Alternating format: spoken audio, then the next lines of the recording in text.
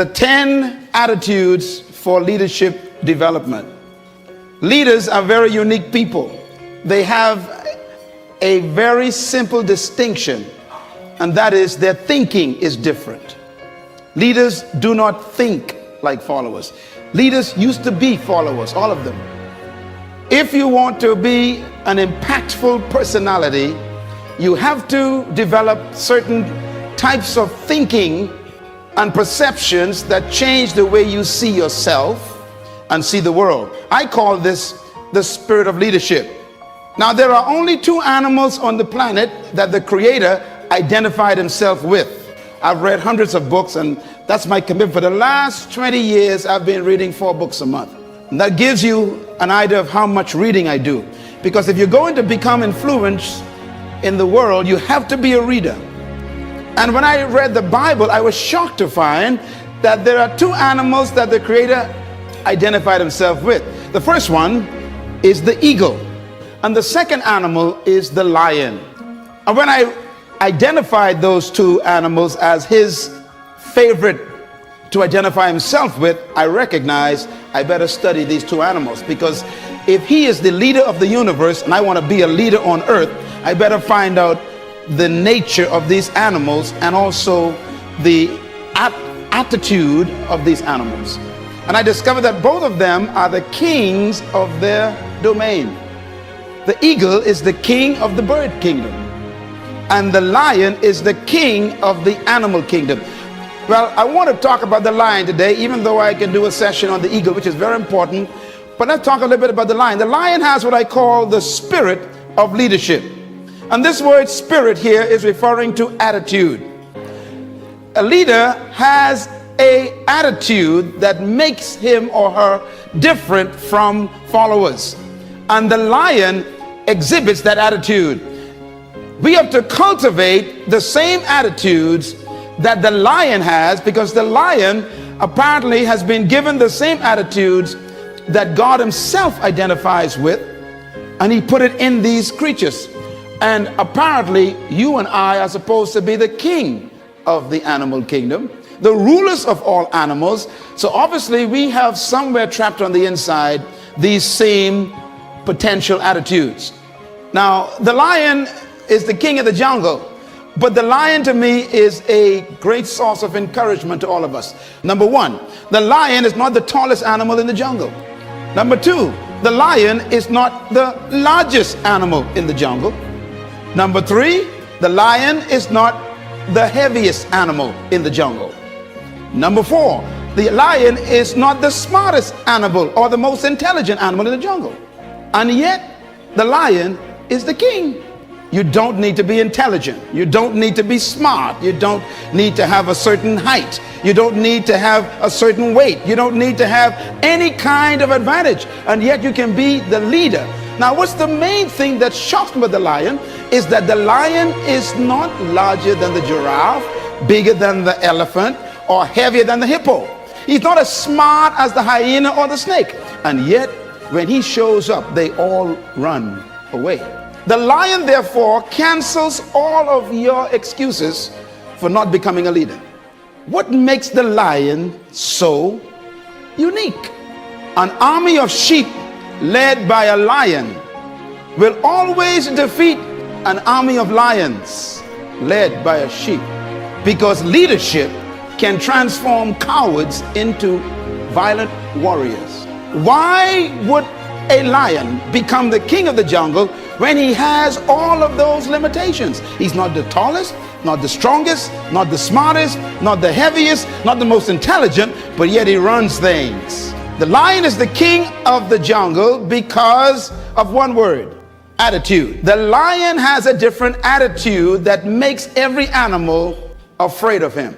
Now, we don't want to lead by fear, but it does take respect for you to become a leader. When I use the word fear in the jungle, we're talking about respect. The elephant respects the lion. The hyenas respect the lion. The giraffes, they respect the lion. What makes these massive animals respect such a small cat? The attitude is the difference. For example, a lion will see an elephant And the thing that comes to his mind, one word, lunch. Now the elephant is 10 times the size of the lion, probably 50 times heavier, and has more power. One stomp of his feet could destroy the lion. But when the lion sees the elephant, he doesn't look at size and weight and strength and power. He looks at lunch. I could eat this thing. And he acts the way he thinks. You see, the size is not the problem. The weight of the elephant is not his concern. What makes him act is the way he thinks. And because he thinks he can eat the elephant, he attacks him. Leadership attitude. Now here's another amazing mystery. The elephant is larger, bigger, stronger, more powerful, heavier, and more intelligent. And yet when the elephant sees the lion, one word comes to mind: eater. The elephant is controlled by the way he thinks. He thinks that he is lunch. Therefore, his size, his weight, his power, his might, his authority is a victim of the way he thinks. It doesn't matter how big you are, how intelligent you are, how many degrees you get. It's your mind that keeps you small. And it doesn't matter how small you are, or how unintelligent you may seem to be, or how much you don't have. It's your mind that makes you the leader. Attitude. The difference between a leader and a follower is attitude. Why? Because it is unique attitudes that distinguish leaders from followers. They think differently. And that's because attitudes produce certain behaviors. And those behaviors stretch the leader beyond the limitations of the norm. In other words, it is the thinking of the person that makes them see circumstances differently. How do you think? Write this down. Attitude is a product of belief. This is very important to develop your leadership. Attitude is a product of belief. You cannot have an attitude beyond your belief. So your attitude comes from your belief system. The lion is the king because of what he believes about himself and what he believes about the elephant and the giraffe. He believes that they are lunch, and he believes he can eat them. His belief system controls the whole situation when they meet. I was born in a house on 4 rocks, 2 bedrooms, 11 kids, 1 mother, 1 father. 1 bedroom for my mom and dad, the other for my 7 sisters. And of course the boys had to find somewhere to sleep. I remember sleeping on a mattress on the floor. I remember sleeping one time on a mat, and that sheet never kept the mosquitoes out. All around me was poverty, but we didn't know that because everybody was poor. The only way you know you're poor is when you meet a rich person. And there I was sleeping on the floor. Wonderful family. They loved me. We loved one another. My parents loved us. We loved them. We had a great family, but we didn't have much. And every opportunity was around me to think negative. I was on the other side with alcoholics all over the place. And I remember my mother and father would tell us things to fix our belief system. They would say, you can do anything you want to do, son. And they said that when I was sleeping on the floor. They were working on my belief system. And then they taught us the Bible. Now, I don't know about you and your belief about the Bible, but the Bible made me what I am today. So don't you talk bad about the Bible. And if you don't believe in the Bible, that's okay. I'm doing just fine, believe me. And the Bible helped me become what I am. But it was that book that checked my thinking. Ephesians 3 verse 20. Don't you laugh at the Bible. The verse said, now unto him who is able to do exceedingly abundantly above, far beyond all you can ever ask, think, or imagine, according to the power that worketh within you. I went from an F student to an A student in 1 semester because of my belief system. I graduated head boy.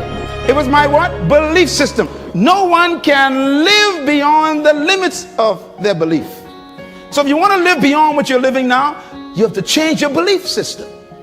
Leaders are born when you have the discovery of a new belief system. The secret to anyone rising is what happens in their belief system. Your life is what you think it should be. That's exactly what you are right now. You are what you thought you should be. And if you don't like who you are, you got to change what you think you should be. That's how leaders are born. No amount of training in leadership skills or management methods or titles, No amount of promotion or associations with rich people or smart people can ever substitute for the right attitude. No substitute for it. As a matter of fact, your leadership development is determined by, number one, your perception of who you are. Number two, by why you think you exist. And number three, these are very important, your sense of significance. I am giving you my secret to life right here.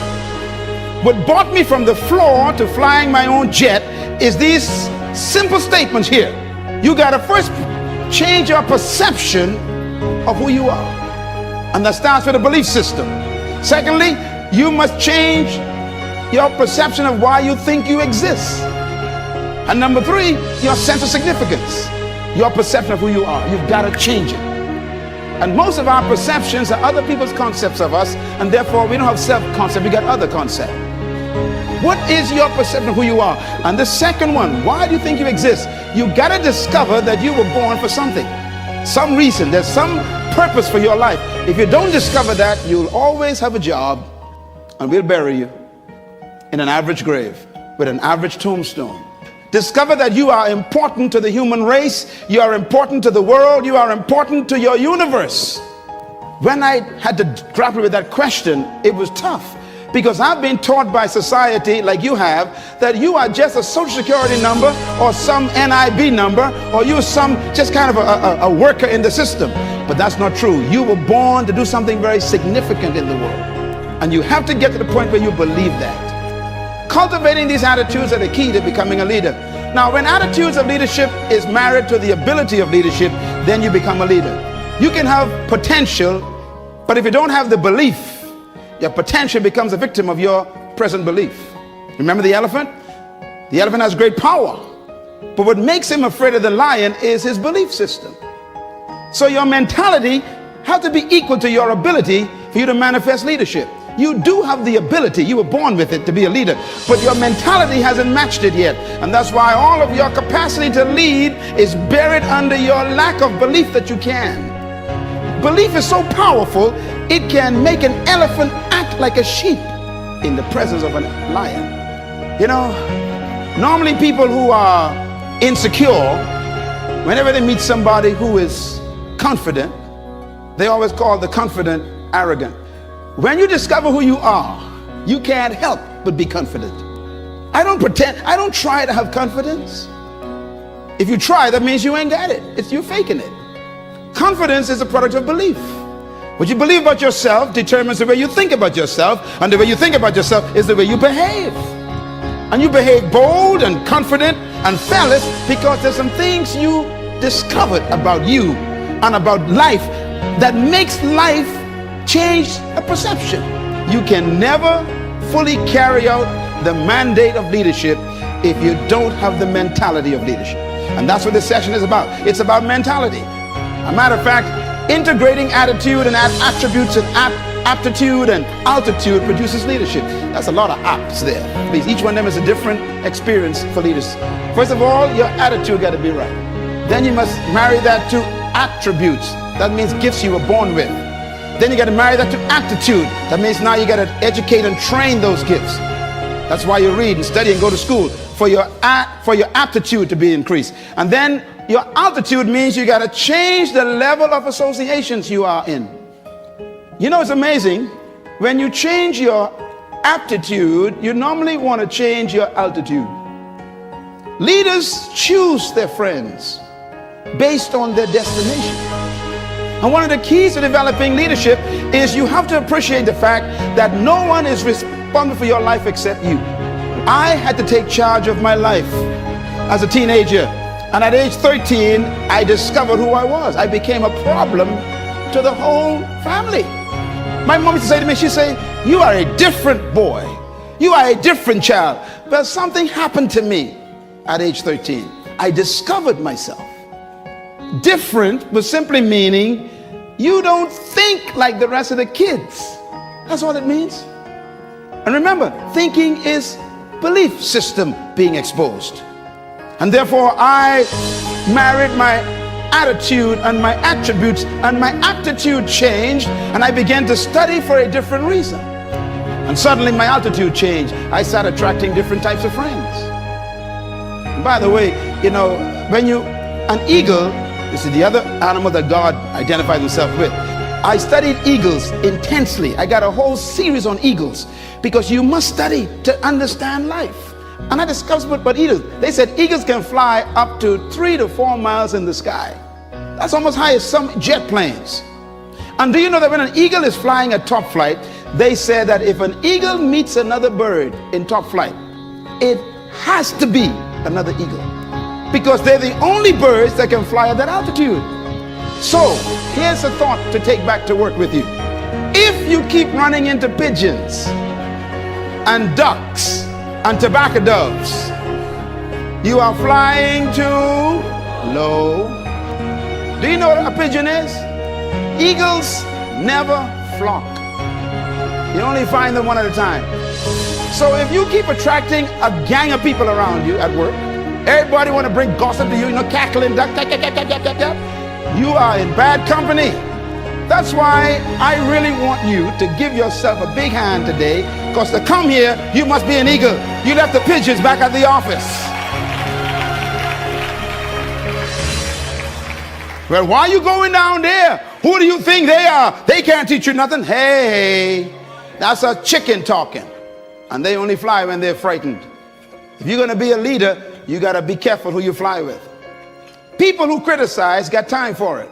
And that's why I ignore them. I ignore my critics because they got time for it. I'm too busy. I'm too busy succeeding. I'm giving them something to criticize. The greatest revenge in life, they say, is success. It's not ability, it's mentality that makes a leader. And that hippopotamus has power. They got ability, strength, size.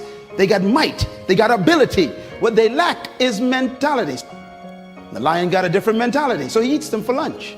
What you think is more important than what you do. And so if you want to change, you got to work on this attitude bit. There's my conference people again. Here's my philosophy. My philosophy is this: trapped in every follower is a hidden leader. Trapped in every follower is a hidden leader. Therefore, the goal of true leadership is to release the hidden leader in the followers. If you are a true leader in your department or in your company supervisory position, if you are a true leader as a pastor or maybe as a manager in some company, your greatest example of leadership is production of leaders. True leaders do not maintain followers, they produce leaders. True leadership focuses on producing leaders, not followers. In other words, a true leader begins to train people under their care immediately to take leadership. The capacity to lead is in every human being, and leadership is like a tree trapped in a seed. And every one of you that walked through that door today is a seed that was sent to the planet to produce a tree to serve the world your fruit. That's why you were born. And deep inside of you is a person no one knows yet. And what you've done so far is just initiation process. That's why no one should cancel you yet, because you ain't quite come out yet. Leadership manifestation requires the right environment. You know, a seed can be placed on a windowsill in your tiled bathroom and stay there for 50 years and the tree never come out. Even though the seed has a tree and a forest in it, it is a victim of the environment. If you can just get that seed off that windowsill and put it in soil with a little bit of water, here comes the future. That's the way life is. You are no different from a seed. I got stacks of CDs that I buy, Les Brown and Tim Reb and all the others, and I put them in my car. And when I'm driving, every time I sit in my car, I'm feeding my seed constantly. Even the music you listen to, got to be careful. It can be poison to your germination of your seed. The next time someone says they want to get to know you, ask them, are you fertilizer or rock? There are some folks in your life right now who are very toxic. They will pollute your seed. You'll never come out. Have you noticed that people who ain't going nowhere want you to go with them? Folks who ain't doing nothing in life want you to do it with them. This is why you got to break away from your best friends sometime to become better. You outgrow people, so know when to leave. If they keep asking you questions, it's time to go. Be with people who you can ask questions. That's how you grow. True attitude is manifested in attitude. And what I mean by that is when you discover leadership, it comes out in your attitude. An attitude must be a product of your belief system. Everybody in here have attitude. Everybody. What's about the leadership attitude? There are two types of concepts.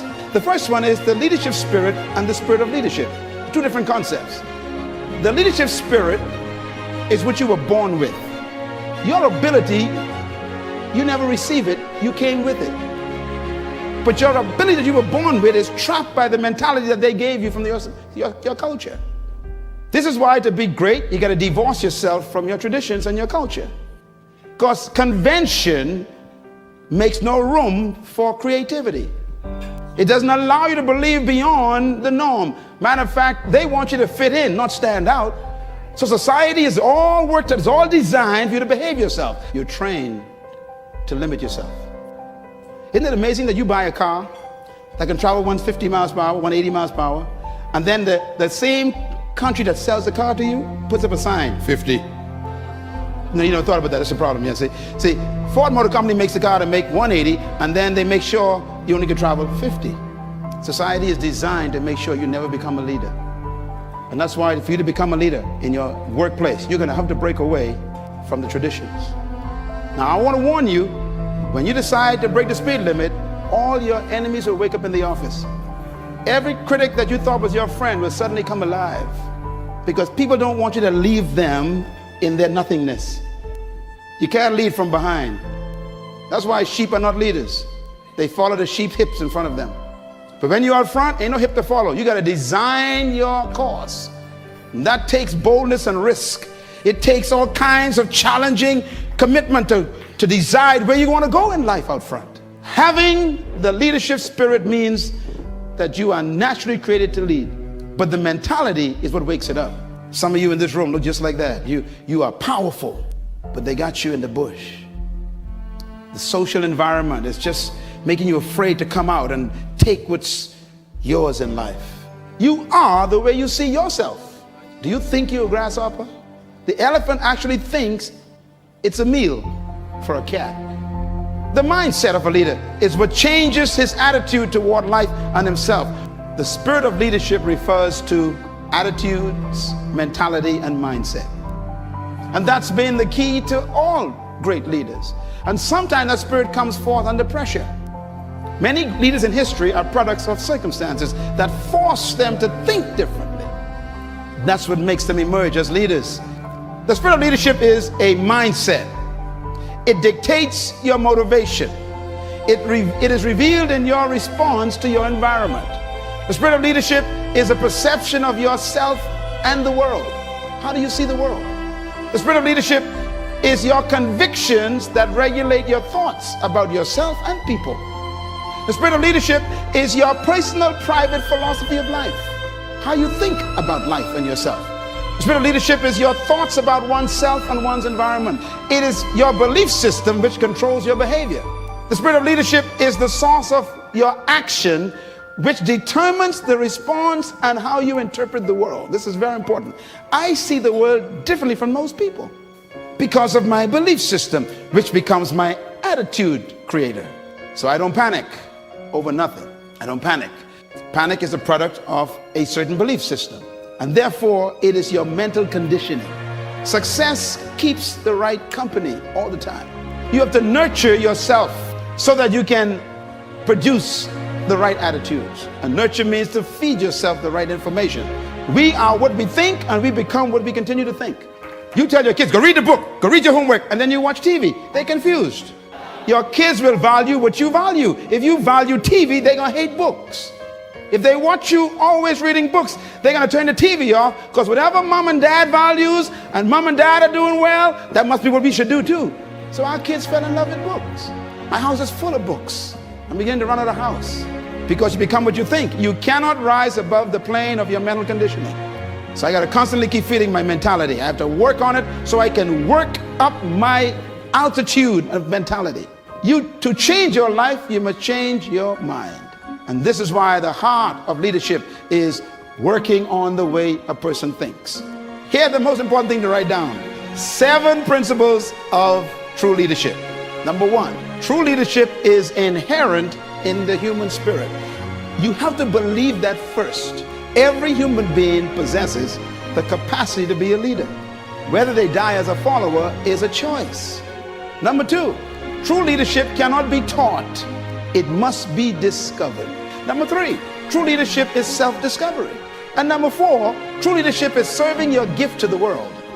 Everyone in this room was born with a specific gift. Some of you got 2 of them. Don't try and develop all of your gifts. Focus on one. Make it your primary gift. And then refine it. And then serve it to the world.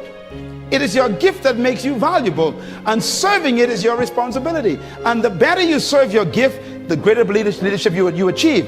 So whoever can serve that gift more effectively, they become the greatest in the group. No one came to earth without a gift. The problem is we try to take other people's gifts and make them ours. If you become an imitation, you're going to be broke. You need to find your gift, your strength, your unique power. And you need to take that and say, I'm going to become this. And then serve it to the world. And that's your leadership born that day. We've all been taught to be employed, not deployed.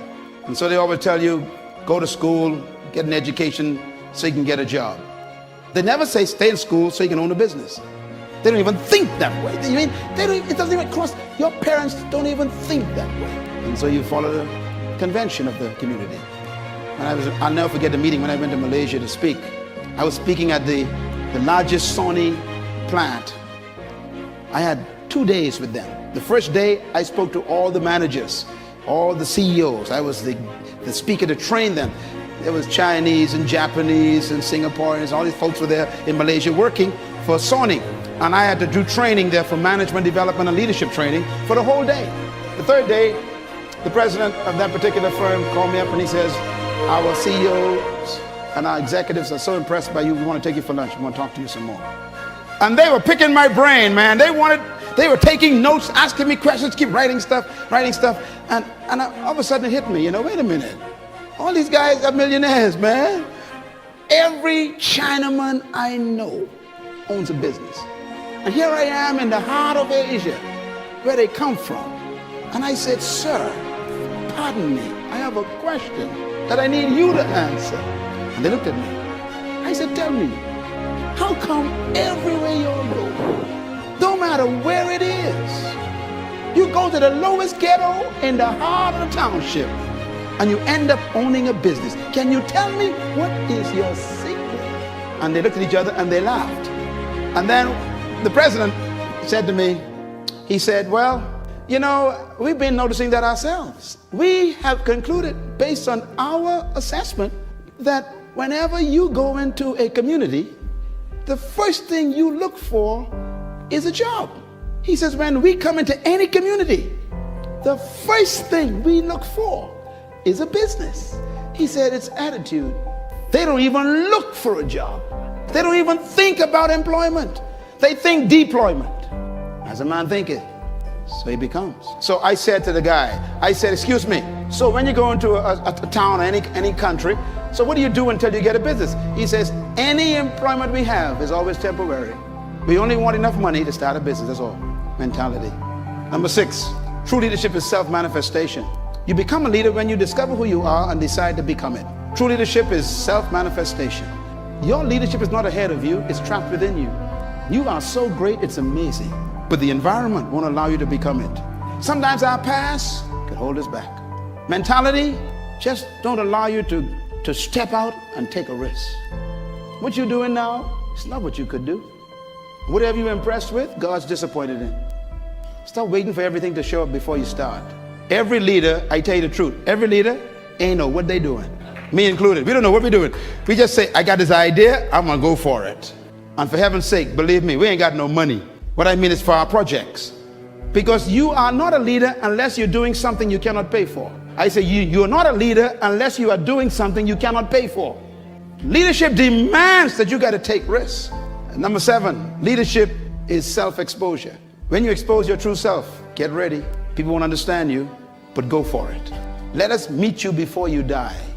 Not the one the culture made, not the one society produced, the one that's on the inside that we have yet to meet. The true self. This is why I keep telling people you got to die empty. And I want to give you these, what I call the 5 questions of life that you have to answer to become a leader. Number 1, who am I? Number 2, where am I from? Number 3, why am I here? Number 4, what can I do? And number 5, where am I going? These are the most important questions in life, and until you answer them, you will always be a follower. Who am I has to do with identity. You got to discover who you are apart from 6.7 billion people. Number 2, where am I from has to do with your heritage. And I'm not talking about your ethnicity, because your ethnic heritage is so confusing. Don't try to find yourself by going back in your ethnicity. You'll never find out where you're from. Why am I here is a question of purpose. You got to discover why you were sent to the planet. Where am I going is a question of destiny. And what can I do is a question of potential. And therefore, when you discover these answers, you've discovered your leadership. I know who I am. I didn't always, but I found out who I was. And secondly, I know where I came from. And I didn't come from the Bahamas. I didn't come from Africa, because both of them are limiting. All cultures limit you. I had to come from something greater. My greatest mentor in history in my life is Jesus Christ. And one time they asked him, where are you from? You know what his answer was? He didn't say I came from Bethlehem, grew up in Nazareth, and had friends in Capernaum. His answer was, I came down from heaven. They said, no, we know your mother, she's Mary, and your daddy Joe. He says, no, I came down from heaven. He refused to have his heritage limited to earth, and so am I. Me, I came through Baintown. I didn't come from Baintown. I came through the Bahamas. I didn't come from the Bahamas. Wherever you came from can limit you or give you unlimited thinking. I said the reason why they call Africa Mother Africa is because you never get your heritage from your mother. That's why you carry your father's name. The seed of your identity comes from your father. I came down from my father through the mother. That makes me limitless. I'm just like my daddy. All things are possible with my father. True leadership is not a method nor a technique. True leadership is an attitude. When I discovered that I came out of God, not out of the Bahamas, suddenly the Bahamas became too small for me. So today we have effects in 90 countries right from this island, because the mentality that was developed here goes beyond this entire region. Don't let where you came from physically trap you. Don't let your ethnic heritage become your graveyard. Stop being black and white and yellow and stuff. Forget that stuff. That's too limiting. Become like your father. Be a man. It's a spirit being. There's no limit. Everything you know is not all there is to know. Beliefs and convictions of a leader regulates the nature of their leadership, and therefore the source of beliefs is the perception of your truth. What is truth to you determines what you do with your life. Whatever you think is truth, that's how you're going to live. That's why it's important to keep getting information.